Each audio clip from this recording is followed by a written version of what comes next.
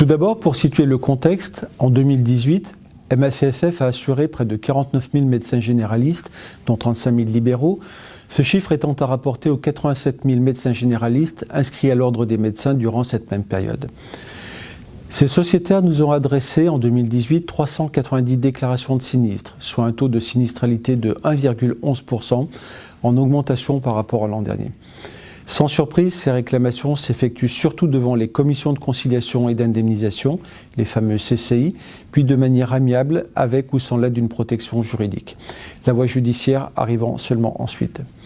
Si l'on s'intéresse au motif de mise en cause des médecins généralistes, il y a une certaine stabilité puisque les patients reprochent tout d'abord des retards au diagnostic, de pathologies tumorales avec parfois des sollicitations d'avis spécialisés ou de bilans un peu tardifs, mais aussi de pathologies cardiovasculaires, notamment face à des douleurs thoraciques, mais aussi des lésions neurologiques face à des signes frustres ou fugaces. Un point d'attention concerne les pathologies infectieuses, notamment chez le nourrisson et l'enfant, parfois sous-estimées, pouvant conduire à des situations gravissimes. Le second motif de réclamation concerne sans réelle surprise également les accidents iatrogènes, donc liés au traitement, le plus souvent médicamenteux. Un point de vigilance doit être observé dans l'utilisation des antibiotiques, mais aussi et surtout des anti-inflammatoires, notamment non stéroïdiens. Enfin, les réclamations concernent également les conditions de prise en charge des pathologies. Il s'agit là d'un point important. En effet, de plus en plus souvent, pour ne pas dire systématiquement, le médecin généraliste, qu'il soit le médecin traitant habituel ou non, est mis en cause de manière très systématique par le patient, alors même que sa prise en charge est très limitée, ayant par exemple adressé le patient à un spécialiste ou n'intervenant qu'en marge dans la prise en charge d'une pathologie, laquelle a été gérée le plus souvent en milieu hospitalier. Je pense par exemple aux pathologies tumorales ou encore à la gestion d'un traitement anticoagulant au décours d'un acte réalisé à l'hôpital ou en clinique.